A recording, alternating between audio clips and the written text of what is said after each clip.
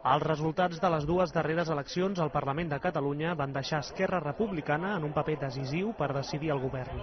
I malgrat la baixada d'escons que preveuen les enquestes, el seu suport a algun dels dos grans partits podria tornar a decantar la balança. En aquest sentit s'ha manifestat la portaveu del grup parlamentari d'Esquerra, Anna Simó, al programa Actualitat Viva de Comunicàlia. La convocatòria d'un referèndum d'autodeterminació serà clau per recolzar PSC o Convergència i Unió.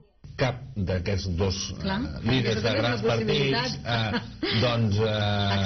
accepten fer el referèndum. Esquerra què fa? Passa a l'oposició? Esquerra, òbviament, es quedaria a l'oposició i amb el suport de societat civil i la gent que vol moure's al país, no els que es volen quedar on eren i anar-hi anant, que seria el que demostrarien aquests dos, intentaríem aconseguir allò que els altres partits no han volgut.